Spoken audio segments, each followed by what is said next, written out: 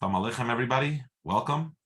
Today we're going to study the Maamar Vayomer Yehonasan Xhodsh. We are learning this Lilu Nishmas, our dear Rosh Hashiva, Harav Michal Akiva Gershon ben Harav Rafal Menachem Nachum. His neshama should have an aliyah, and this Maamar should bring us to a state in which the Eibusher is a little more real in our life. That emes havaya lo'ilam, that our Rosh Hashiva try to inculcate within us, and that should bring the true ultimate emes havaya lo'ilam with the coming of Mashiach Tzidkenu v'Yikitze v'Nanu Sheikh Ne'afar v'Hubaseicham u'Malkenu be'Reishenu.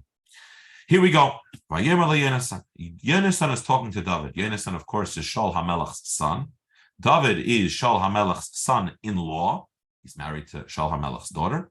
And they are brother-in-laws, but they're not just brother-in-laws, they're also dear friends. And at this point in the saga, it's not clear if Shaul is really out to get David or not. And therefore, they're going to plan a certain litmus test. And the litmus test begins with the following words. Tomorrow is Rosh Chodesh. So tomorrow, Yehonasan tells David, my father's going to have a big suda, there's going to be a big farbrengen, and you're always seated there. You are going to be remembered. You're going to be noticed. You know how you're going to be noticed? Why? Because the place where you usually sit is going to yipaket. Here yipaket means is going to be absent. Your absence will be noticed. And then we'll see how my father reacts, etc., as the story continues. But that's what we're going to focus on in this month.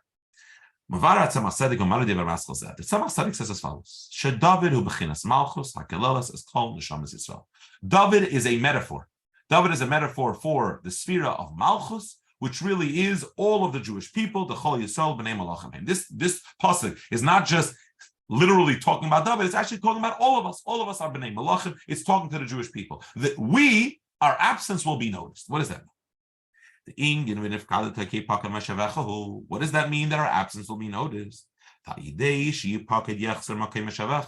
When our space is vacant, bittul, when we have an absence of self, you know what that does? Hey, we're noticed. The Eibusher remembers us. The Eibusher remembers us, and we have now the Eibusher's remembrance down here. What that means in a second, we'll talk. Hold on. We'll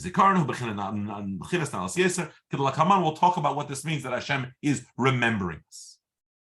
But that's what it means. The Jewish people, when we as Yidden have bittul, the Eibusher remembers us. Now, this, says the Rebbe, is not just, that's the Tzemach Tzedek, but now this is actually related and connected to the date this is taking place. Yehonasan could have told David, don't show up at the Pesach farbrengen, don't show up at the Seder, don't show up at this. And he says, don't show up at Rosh Chodesh. By the way, we're recording this class on Rosh Chodesh Tammuz.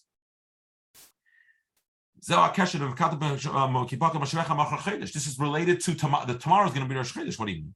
Because Rosh Chodesh, the process of Rosh Chodesh is actually where on the day before Rosh Chodesh there is an absence of the moon, to the point that the very moment before Rosh Chodesh there's a complete vis-a-vis us absence of the moon. Now that's not just chronologically. It's not just, hey, first the moon disappears and then it reappears. No. It's actually a process. It is the absence that triggers the birth of a moon, a maydal chadash, a new moon chadash. The word chodesh, of course, is related to the word chadash, a new month, which means there's a renewal over here. Hamshachas are chadash. When we say something new, that means it's not old. That means it never was here. So that means what happens by virtue of the absence of the moon? There's some new that comes that never was here before. That never existed before. And therefore, that's the same thing. It can be a salt. That's what the moon is a metaphor for us. That it is our absence, our bittul.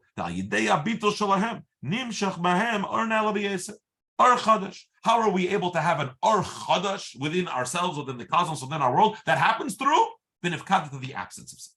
Okay, that's the sentence as it is on as explained in Chassidus. Okay, next paragraph. Let's talk about what we mean when we say our bittul brings about remembrance. What is this remembrance? That's what this paragraph is going to focus on. We're talking about this new Ar Chodesh. This Ar Chodesh is called the Eibusher remembering us. Why? Let me explain this, and then we'll talk about it inside. And this is as he's going to quote. He's going to say he's quoting in Ora 10 here. He quotes a Maamar in Lakota Torah. I just looked at this Maamar, and this is the way the Alter Rebbe puts it. He says as follows: there are things that we remember. Why do we remember them? Let me put that in. The things we don't need to remember. Why don't we need to remember them? Because they're around us. We always are conscious of them. If we're conscious of them, then we don't need to be reminded of them. So I'm conscious of the fact that I'm looking at a screen of a computer right now. I don't need to be reminded of. What do I need to be reminded of? Things that are insignificant, that are not in my. I don't connect. I'm not connected to them. Now I need to remind you about those. The same thing is with the Eibishter. There is the part of the Eibishter that doesn't need to be reminded about the world. You know why? Because that part of the Eibishter, for that part of the Eibishter, or that on that level of the Eibishter, the world is real. The world exists. We call it Mamalik Kalam. We call it Sevel Kalam. That's the part of the Eibishter that interacts with the world. That part of the Eibishter doesn't need to be reminded of the world. But then there's the Etzem, then there's Atzmos. There's Aaron Sefer Nam, then there's the Eibishter. The Eibishter himself, vis-a-vis him, this world is insignificant. The Eibishter, if we want to be able to have a connection with that part of the Eibishter, we call that Eibishter, remember us. If we're telling the Eibishter to remember us, that means we're talking about Kaviyachal, a part of the Eibishter that has forgotten about us. Why is it forgotten about it? Because we're insignificant. But through our bittul, through this Avodah bittul, then we trigger what? We trigger this part of the Eibishter, which is totally forgotten about the world, and that's why we refer to this Chodesh as V'nefkadet. Let's look at it inside. When we talk about a part of the Eibishter, which is connected to this world, whether it's mamali, whether it's actually vivifying and actually within the world itself, or as it says in the parentheses, but then we have Arasayvet, which is also connected to the world, and it's connected to the world by being beyond the world. But the very fact that we use the word beyond the world means it is somehow within the realm of Eilamas. So the fact that comes within the world, that's not something new. It always was connected to the world. When we talk about something new, we're talking about something which is completely beyond the realm of the world. That's why it's called reminding the Eibishter. Why are you reminding? Because reminding the Eibishter, that's talking about a part of the Eibishter which is beyond the world. Why? Like the Alter Rebbe explains. Just like when it's down here. I only have to be reminded about things that I don't deem important. And I can totally forgotten about it. Why have I forgotten about it? Because in my realm it doesn't exist. The same thing is when we talk about reminding the Eibishter, what part of the Eibishter has to be reminded? The part of the Eibishter vis-a-vis relative to that world, the level, the world doesn't exist. The and therefore, how are we able to have a connection to that? How can we connect to something which doesn't even think about us, doesn't care about us, has nothing to do with us? There's nothing we can do. That's through bittul. Why?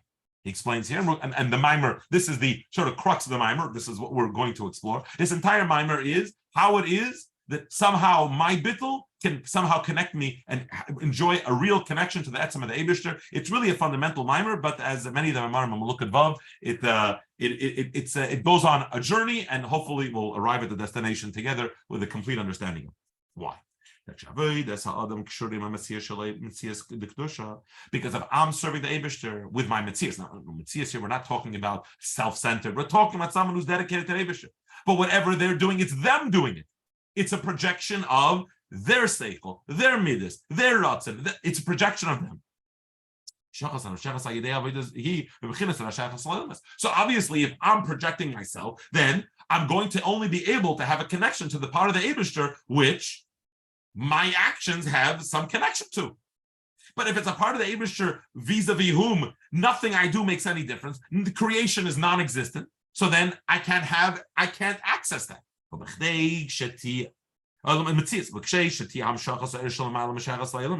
If I want to be able to draw that, I want to be able to trigger something which is completely beyond the realm of Eilamais. It's non-existent.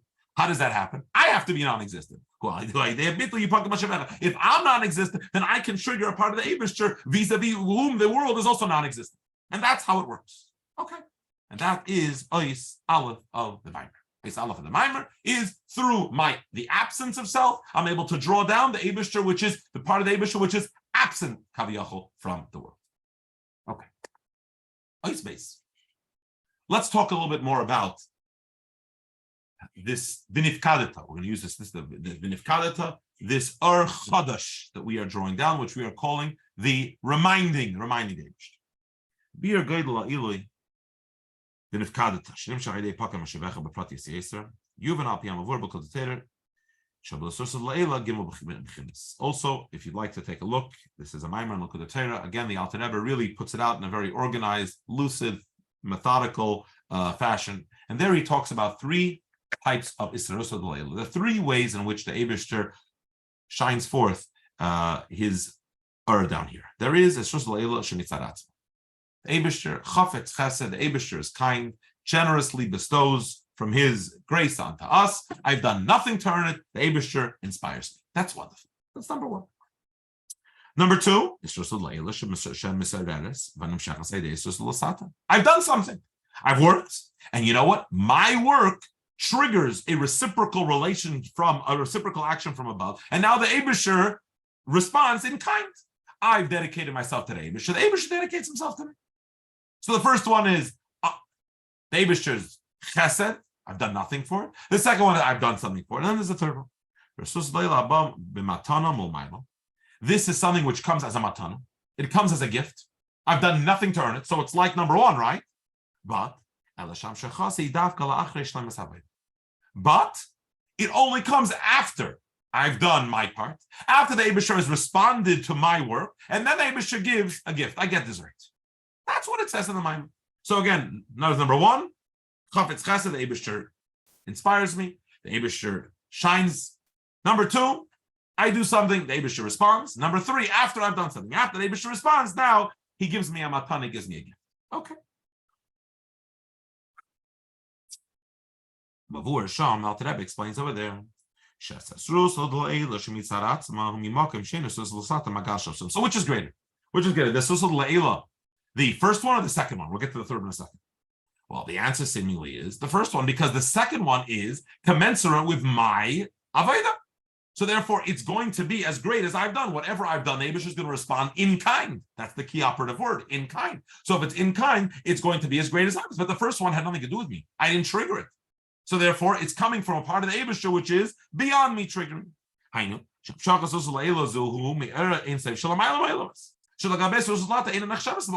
The first one is not touched by what I'm doing. So therefore, it's beyond what I'm doing. But if it's the Eibishter responding to what I've done, it must be a part of the Eibishter which is triggered by what I've done. That means we're talking about what? The part of the Eibishter, that somehow what I've done has some value. To the point that what I've done has so much value that it's worth that after I've done something, the Eibishter is going to respond in kind. So that's 1 and 2. 1 and 2 are actually pretty straightforward. One is I've done nothing for it. 2 is I've done something for it, and then it's responded in kind. Now, what's 3? The third one is a gift. So it's a gift. A gift means it's not a response to what I've done, right? But what's strange is, but it's only triggered once I've done something. But what I've done, it's a gift. So which is it? I don't understand. 1 is very clear. It comes on its own. 2 is also very clear. It comes from my work. But 3 is sort of, it's a gift. So it's not commensurate with what you're doing, but it's only going to come after you've done it. What's going on over here? So this is what the Rebbe is sort of asking, sort of between the lines here, and this is the answer. And here's the question. Even though it's coming unsolicited, nonetheless, there has to be a clear. What's the answer? The answer is very simple. If you're going to give me $1 million, so I stick out my hand, and you give me $1 million. So what are you going to say? No. That's an Asrusal Le'ila, which is a response to Asrusal Lasata. I stuck out my hand, and you gave me $1 million. Obviously not. There was a gift. The gift is $1 million. But in order for that gift to be able to be received, I have to stick out your hand, else it's going to fall on the floor, right? So that's sort of the third level. The third level is the gift. The Eibush is giving us a gift. But that gift can only be contained by a kli. So it's not that what I've done triggers it. I haven't done, doesn't trigger it. But what I've done allows for the conditions, now it's created the right conditions in which that bracha can now come down. So I plowed the field. It's not that you're going to say, oh, you plowed the field, therefore you elicited the rain. Obviously not. But now that it's rained, if I didn't plow the field, the rain would do nothing. So now I plowed the field. Now that makes a kli for the rain to come. That's what it means. Because the Eibusher, this third level, only comes down when there's asa shlim, when there's a space which is shalom, which is complete. In order for there to be this third level, which is a gift. Remember, it's a gift. But I have to have completed everything. I have to have done my thing. It's and then there was a response to my and after that comes the gift. That's level number 3. Why are we mentioning this in the Maamar? Fine, it's an interesting thing. All right, there are 3 levels. This is what the Alter explains. Look at the tape. Now the Rebbe says, you don't understand. The reason we're telling you, the reason we're bringing this in the Maamar is Yeshleimar, because as we're going to say in this paragraph, we said that there's this level called reminding the Eibusher, accessing a part of the Eibusher which has completely forgotten about this world. Aha. That level is even beyond the third level, and we're going to go through this right now. This remembrance triggering the Eibusher to remind him, so to speak, about the world. Is even greater than the third. Why? Because the third one. So first, I mean, you could ask the question. Maybe it should be greater than the first one. So let's go through the first level is the Eibusher gives me, and the first one is ashpa chitzonis. The Alter Rebbe talks about it in the Maamar, which means the first one is an inspiration. It comes b'momayla completely, but it's not mitzvahs. It's not actually contained in this world. It comes, as they say, inspiration is fleeting. It comes and it goes. So that one isn't really down here. I didn't absorb it. Level 2 and level 3 I absorbed, but level 2 I absorbed what? I absorbed the hamshacha, which was commensurate with my avodah. Level 3 is I am absorbing a level which is beyond my avodah, but my avodah it created the proper conditions. It made the kli for it to contain it. And now v'nifkadata, we're accessing a level which not only can I not access through what I've done, not only can I access it, I can't even access it by creating the necessary conditions for it to be able to come down. Because as we're going to say over there, the very fact that I can create the conditions necessary for this gift to come down, even though what's coming down is completely above and beyond and not commensurate with what I've done. That itself tells you that what I've done has some connection or has some relationship or has some influence on what happens. After all, it wouldn't have come had I not done anything. The very fact that it can be contained by what I've done, the very fact that what I've done is the kli to be able to contain it, tells us that it's not really a level which is totally forgotten about me. Because what I've done somehow can contain it. When we're talking about reminding the Eibusher, we're talking about a level of the Eibusher that is completely forgotten, i.e., doesn't care, has no interest, and is kulakat k'meklachshin. There's nothing, no part of what we're doing has any influence, triggers nothing. If we're talking about the Eibusher, where it's kulakat k'meklachshin, ein shayach lemer, you can't say shashleim is the meister latayim. He mokim muchshar aser shlim l'glei said. You can't say that level will be at least. It can't be triggered by what I do, but at least what I do can create the necessary condition. It can create the kli. It can create the aser shlim for it to be able to be contained. No. The kivan shekulak kalachshiv, because if what I'm doing has no impact, makes no difference. Kalachshiv means what I'm doing is not important. Plain English. So if what I'm doing is not important, you can't say this level is only going to come down after I've done it. What you've done doesn't make a difference. Because relative to this level, there's nothing complete about what I've done. Great, you've done something. This level is not in the same universe, not in the same stratosphere. It's infinitely distant. The Inyan Hazikaran, but we're talking about reminding the Eibusher of Nefkadata, who bedarged and said shekulak mekalachshin. We're talking about, we said that our bit, we were saying, our bittul can trigger what? can access what? A level of the Eibishter, then vis-a-vis that level, nothing we do makes any difference. We're talking about reminding the Eibishter. When could you be reminded of something? When you've totally forgotten about it. So the Eibishter, this part of the Eibishter has totally forgotten about us. And now what I'm doing is going to remind it. The bittul is going to remind it. But you're probably asking the question, it's sort of self-evident. What does that mean? You're telling me that this level, whatever I'm doing, is nothing. And how do I access that level? By doing something. What am I doing? I'm doing bittul, the absence of self. Somehow, and that's what this Maamar is going to explore and going to understand and we'll talk about. But somehow that the bittul, this my absence of self, my bittul, is able to trigger something. But if I'm doing it, how can I trigger something? So that's what we're going to talk about. This is the question in Eis Gimel. Here we go. Hope you're following along and enjoying the journey. Take a water over here. Here's the question. Eis Gimel.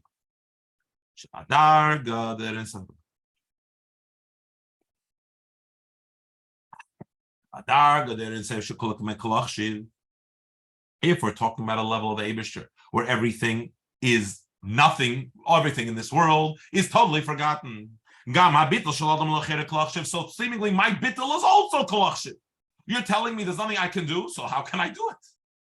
And how is it possible that my bittul, the absence of my seat being vacant? How can I kaviyachol access that? And the question is beyond why. Level number 3. Remember level number 3, which comes after what I've done.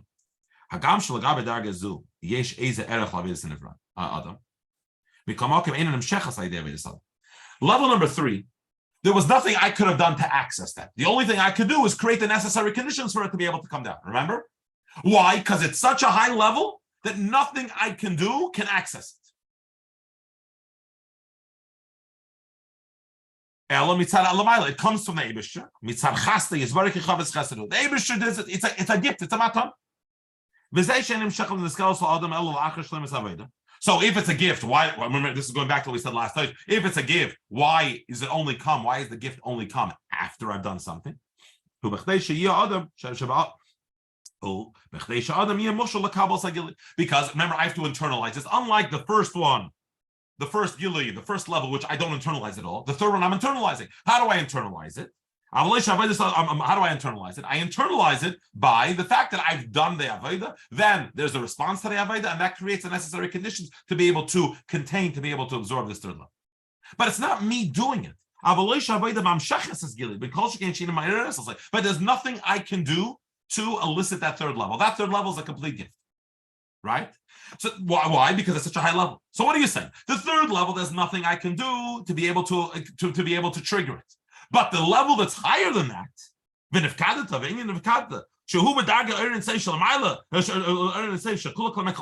level that you're telling me, you just told me that the vinifkadata is higher than even level number 3, right?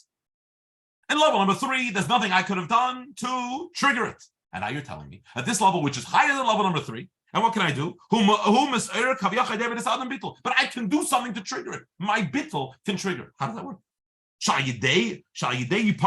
You're telling me that through my avodah of bittul, through my absence of self, that somehow creates vinifkadata. How can I do? You just told me that vinifkadata is even higher than level number 3. And level number 3, there's nothing I could have done to access. I couldn't have triggered it. There's nothing I could have done. And now you're telling me that the level that's higher than that I can do something to. I can have bittul. I can have bittul. The avodah bittul can be able to reach it. How does that work? What's going on over here? And that is the question of the Maamar. We're not going to answer that till next week. The end of the Maamar, we'll get to that. But that is the answer. That is the question. So, Eis Aleph, we established the fact that our bittul can be able to trigger the vinifkadata. We explained the vinifkadata is this incredible level. Eis Beis, we said this level of vinifkadata is even higher than all the other 3 levels. And we explained in detail. And now, Eis Gimel, if it's so high, how is it that I can do something to be able to trigger it? Let's leave that alone and let's move to Eis Dalet. The Yuvan Zeh. We'll do Eis Dalet, we'll do Eis Hey today, and then Mitzvah Shem next week, we'll do Vav Zayin Ches and Tes. Yuvan Zeh Al Pi Hamavur Badrushim. Based on the following.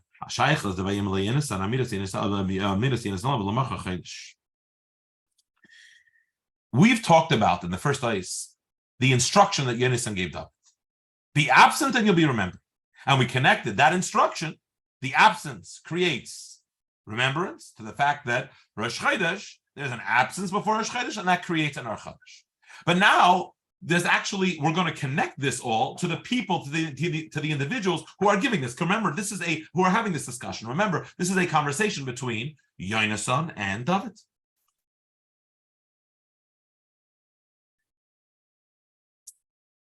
Ki inyan chodesh me'lavana hu hamshachas er chodesh me'ashemesh lavana. V'yodua sheshemesh yorech b'shashem himzal malchus. We're talking about a new moon. A new moon, by definition, is a new reflection of the sun on the moon.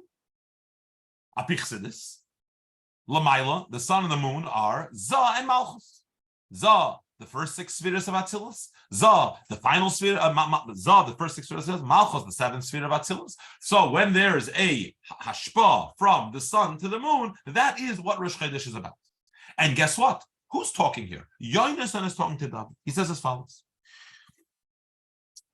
Za Malchus, Heim, Mashpia, Makabel, the Dugmas Shemesh Vireach, Za and Malchus are expressed in the sun and the moon.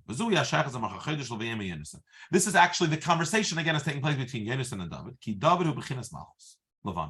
David, we said David is the Jewish people. David is Malchus. David is the moon. David is Malchus. David who Hakatan. We know that David was the youngest child of Yishai. Just like when Abishai created the world, he created a small luminary. Well, guess what? David is that small luminary. David is Malchus. David is the Katan. Levana. And Yehonasan is Za. Where do you see Yehonasan is Za? Bechinas Shemesh Havaya, which is Za, the Abishai. We of course know, I assume most people, all of us learning this Maamar, are frequent learners of Chassidus. Shemamshich Mashpia b'Malchus v'zel sheYehonasan hu Yud Hey Vav Nasan. The word Yehonasan is Yud Hey Vav Nasan. Yud Hey and Vav are the spheres of Atzilus. Yud Chachma Hey Bina Vav Za. Those are the spheres Nasan that are being Mashpia, that are giving forth. And where are they giving forth? They're giving into David. So this conversation, Yehonasan is talking to David. Aha, that's the Shemesh. That's Yud Hey Vav Nasan. That's the Hashpa to David. Well, that's the Shemesh to the Yereach. That's the Shemesh to Lavan. And this now connects. Previously we said the instruction, be absent, and you'll be remembered, that connects to Rosh Chodesh. Now we're talking about the parties involved are also connected to Rosh Chodesh, because the parties involved are actually the parties who create Rosh Chodesh. How is Rosh Chodesh created? By a Yehonasan talking to a David, by the sun reflecting itself on the moon, by Za being mashpia into Malchus. That's the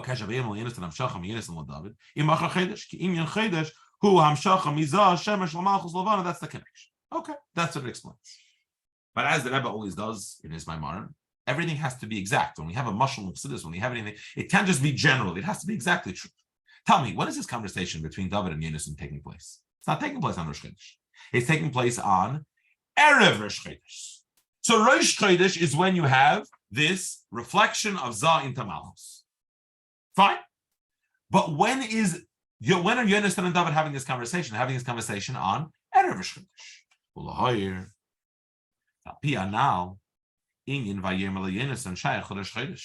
We've explained beautifully how Rosh Chodesh is symbolic, this conversation of Yehonasan and David is symbolic of Rosh Chodesh, and that's what Rosh Chodesh is about.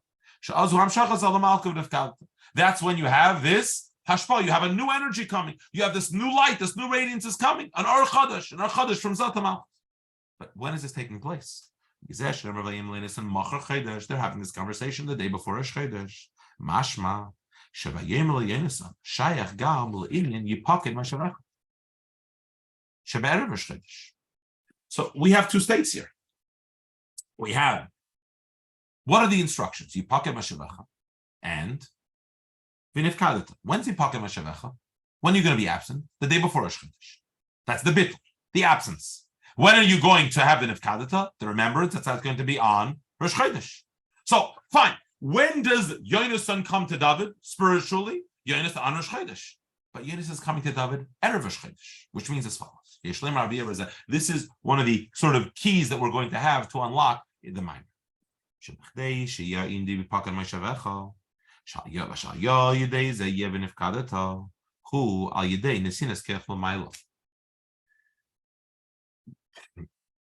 Machar Chodesh.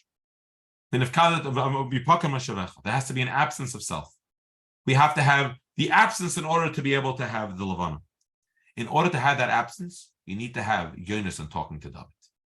You need to have Yehonasan. Yehonasan talking to David is not just Rosh Chodesh. That's what it seems like. Yehonasan talking to David is the Mashpia influencing the Makabel. No. When is David talking when is Yehonasan talking to David? On erev Rosh Chodesh. When is erev Rosh Chodesh all about? The absence of self. There has to be a conversation of Yehonasan to David before Rosh Chodesh in order for be able to have this absence of self. In order to be able to have the Yipaken Mashavecha, you first have to have the Vayomer Yehonasan. The Vayomer Yehonasan has to be a prerequisite for the Machar Chodesh. So we've been talking about bittul, which is true, but somehow one of the keys in this Maamar is that there needs to be something which has to be triggered before this takes place, and we'll see. That's why it doesn't say on erev Rosh Chodesh Yehonasan said to David. It says Yehonasan says David on Machar Chodesh. Why is it putting this conversation of Yehonasan to David before Rosh Chodesh? Who? Why? What is Yehonasan to David? Yehonasan to David is the Shemesh giving to the Levana. Yehonasan to David is the spheres of Atzilus giving their koyach to Malchus so that there can be creation, so that there can be an Aveda. That has to take place. That has to take place a priori before Yipaken Mashavecha. And that gives the ability, Al Yipaken Mashavecha Shemerev Rosh Chodesh. That gives the ability, two things. It gives the ability for there to be the Yipaken Mashavecha, there to be the absence of self. And it also gives the ability for that absence of self to then create an Or Chadash. So here's the three-step process. Yehonasan talks to David. That gives the ability for Yipaken Mashavecha, the absence, which then gives birth to a Rosh Chodesh. That's why Yehomer Yehonasan has to be there before Machar Chodesh.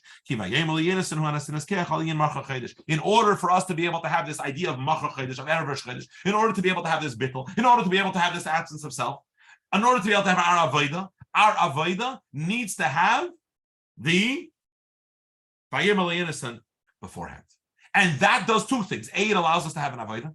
And B, it allows our Avodah to be the type of Avodah that will then elicit and create and make this V'nifkada to bring this incredible level down. So we asked the question last time, how is it that our Avodah, how is it that our bittul can trigger this level of V'nifkada? Well, here we're starting to see the answer coming together. It's not exactly going to be like this, but the answer coming together as we're seeing it being formed is there has to be something which gives me the koyach. Or I have to connect to something where I have the koyach to have the bittul, and that bittul then is and I have the koyach to have the type of bittul which is going to trigger the minifkat.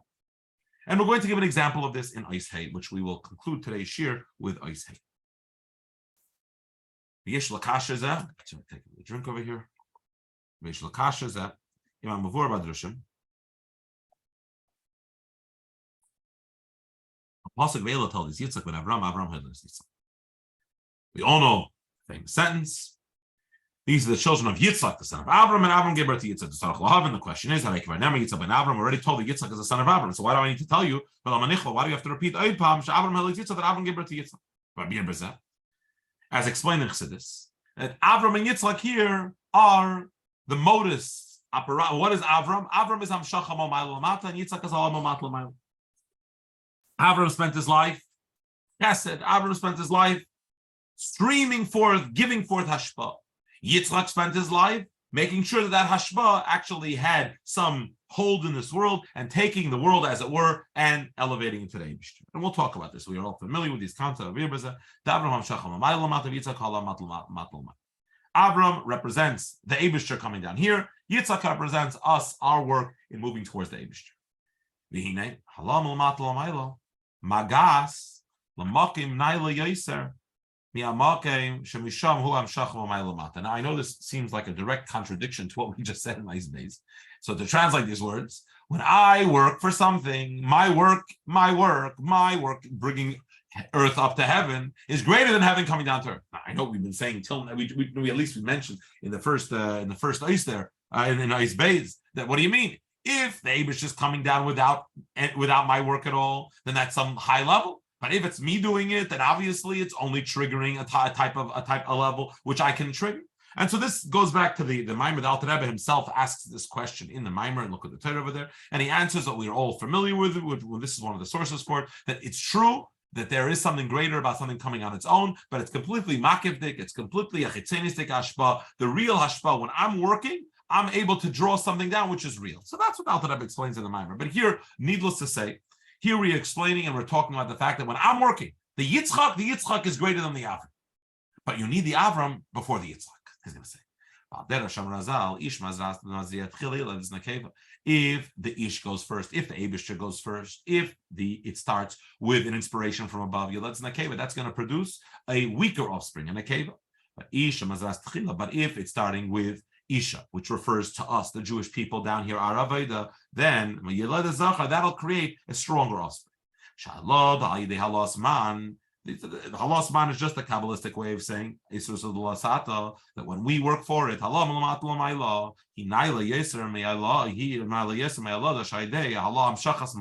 that's greater than when it starts off with Eibusha doing it. So 1 minute. So Yitzchak's greater than Avram, right? So it should say Yitzchak ben Avram. No.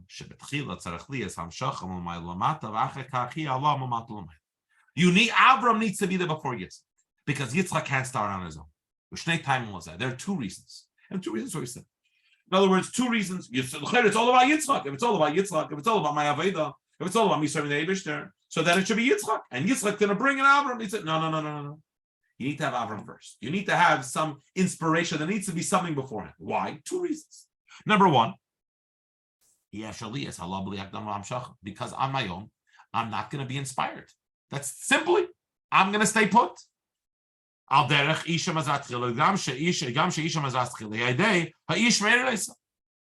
makabel on its own, the makabel on its own, we are not going to start an engine. We can't start our own engines. The Isha cannot start her own engine. The Makabel cannot start his own engine. You have to have something that what's it called? There's a spark in the engine, right? To turn the engine. That is the spark, and that allows, now the engine can start. So of course the ultimate goal is that I should start my own engine. That should be Allah. But I need to have a start to my engine when it has to come l'mayla. Fine, that's number one. But number two is the reason I need the Avram first, the reason I need the inspiration is not just so that I should be able to work. It's that will give me the koyach to create what type of work? A type of work that will elicit this incredible level. Remember, we're talking about the work, as we're going to talk in the Maamar, the work of bittul.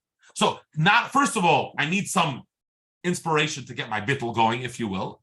Then number two, I have to be inspired to have what type of bittul? A type of bittul that will elicit this incredible level. Number a base. The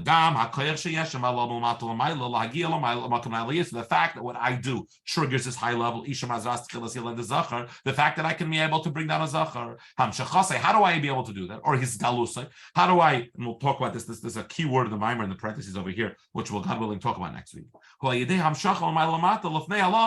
That before I'm doing anything, I have to be triggered, I have to be inspired. What type of inspiration? A type of inspiration that will get me to do an Aveda. What type of Aveda? An Aveda that will bring the Zach. And that's why even when it's the Makabel has to go first. But 1 minute. It's not just that we said that the Isha, the Makabel, is not triggered on her own, is not inspired on her own. Fine. But it's not just she's not inspired on her own. The fact is that even when the Isha is inspired, once she is inspired, so when she does, she gives birth to a male offspring. She gives birth to something incredible. Well, guess what? That ability that she has to give birth to a male offspring comes from the man. So it's not just that the Milmaila, there was an inspiration that you should do something, that you should get up in the morning, you should do a mitzvah. But the very fact that your mitzvah creates a man, creates a zachar, creates an incredible energy, that creation is also a product of the Isrus of Le'elo that came first. So, in other words, That's, you understand these 2 points? The point number one is the very fact that I worked need to be inspired. Number two is the fact that my work produces this, that production at the end is a product of the original Susul Leila. The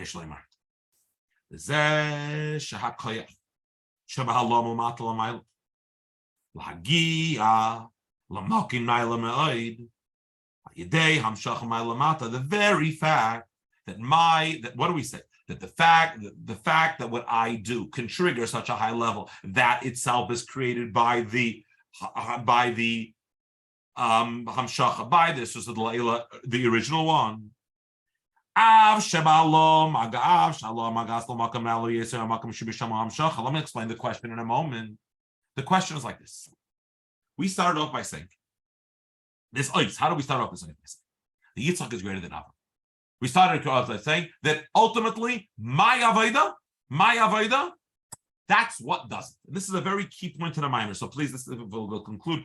This my avodah is what does it. It's all about my avodah, because when something comes on its own, fine. It might come from a higher level technically, but it's not. It's a chitzenistic ashpa. It's not going to be tayim. It's not going to be like an everlasting. It's not going to be a zachar. It's going to be in a cave. It's going to dissipate. It's not going to be able to continue. So therefore, it's not. Where's the real strength? The real strength lies in my avodah.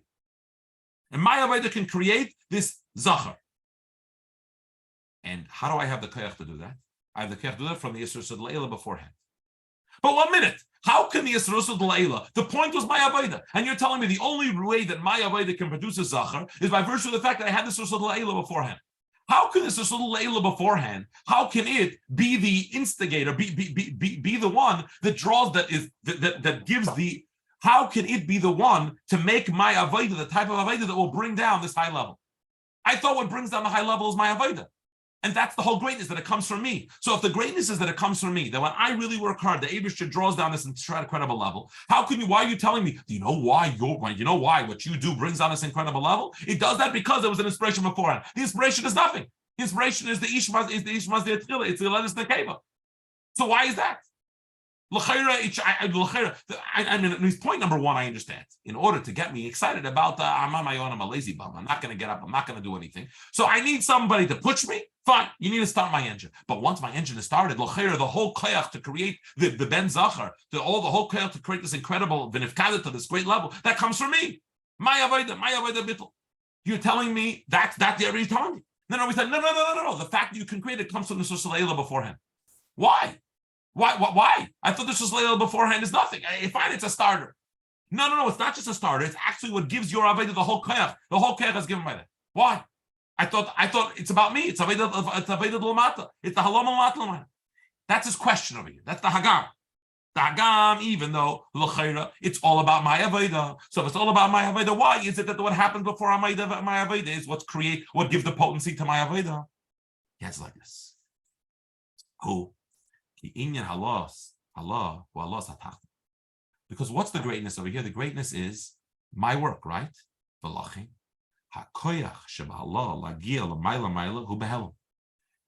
My work. But the very fact that my work can accomplish that is an enigma. That is very, very, very, I would say it seems rather strange. Me, little puny me, can do something? How can that be? You know why? Because somehow within you is, as we're going to talk about, is the entire Atzmos, Ein Sof, Bechira and Atzmos, everything about the Eibusher, the reason that the entire world was created is so that me, Raleigh Resnick, should do this Aveda. In other words, it's me doing it. So what does that Hamshacha before do? Hamshachas ha'elyon. L'chayr, it's not me, it's Hamshachas ha'elyon. What does it do? Mizgala. What that does is it reveals the potency that I have. It's not it doing it, but the very fact that I can do it, the very fact that I have the ability to do it. Because I look at myself and say, how can I do this? And this is what I'm going to be able to have, and this is our question we're doing the whole Maamar. My bittul can do something. We're talking about the Eibusher, we're talking about Atzmos. Once we'll recognize, and once there'll be this Yisrosul Leila that will remind, what is it doing? It's not creating the What's creating the is your Aveda. But what is that doing? What it's doing is it's being Megala. It's revealing the fact that you have the potential, that you have the ability, that it's all about you. Therefore, and therefore, what's going to happen is it's going to reveal the fact that I have the ability to trigger something far greater than it. So it's not what's doing it, it's me doing it. But what it's doing is it's showing me that I have that ability, and we'll talk about it. This, of course, answers the question of Avram Hilidis Yitzchak and Yitzchak Hilidis. Why? Yitzchak ben Avram Hilidis Yitzchak. That's why it has the double expression. So like this: Yitzchak is ben Avram. In other words, Yitzchak Atzma is ben Avram. First of all, Yitzchak, my avodah. How do I wake up in the morning? I need to have someone to inspire me. I need to have an alarm clock.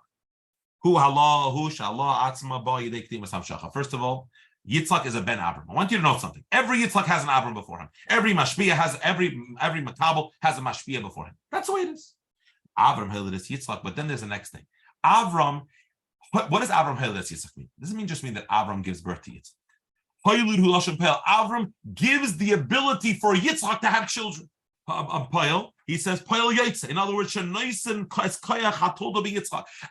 is what gives Yitzchak the ability to create children. So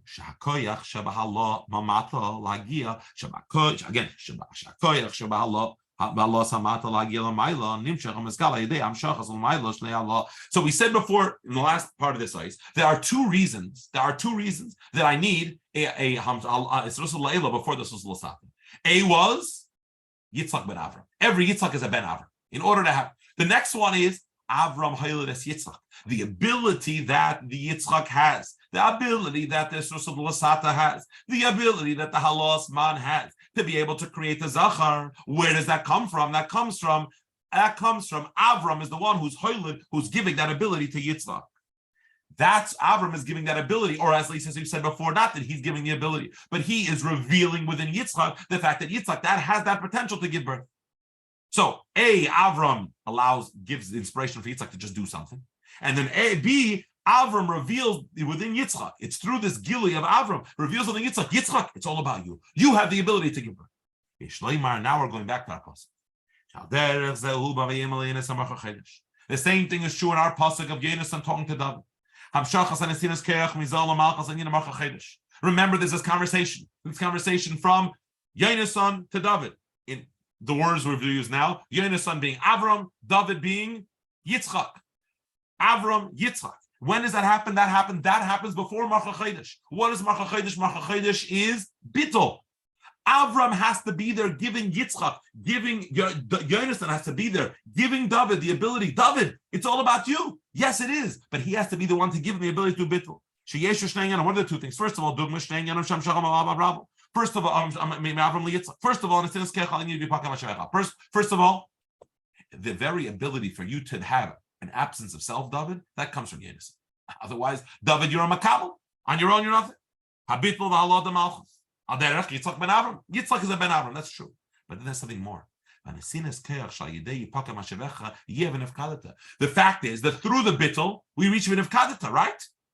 How does bittul, that was our question, how does bittul reach v'nefkadata? The answer is, the last 6 words here, al derech Avram Hilidis Yitzchak. It's Avram that's giving that ability for Yitzchak to be able to have offspring. It is Yehonasan that's giving David the ability to be absent from the meal. You're absent from the party. You have bittul, and that bittul, not that he's just giving him the ability to be absent, he's giving him the ability that his absence will be noticed. His absence is going to be noticed by Atzma Seirin. The Eibusher himself, the Melech himself, is going to notice the fact that he is absent. How is the Eibusher going to pay attention to his bittul? That happens through Yehonasan. And now we're seeing the answer beginning to get into form also. And what does Yehonasan do? As we said, Yehonasan reveals, or Avram reveals, the fact that Yitzchak has that ability. Yehonasan is going to reveal the fact that the bittul of David is something that should trigger this v'nefkadata. I hope that this was understandable, and I hope that this was enjoyable. And if it was enjoyable, please stay tuned with Hashem next week as we'll continue the Maamar.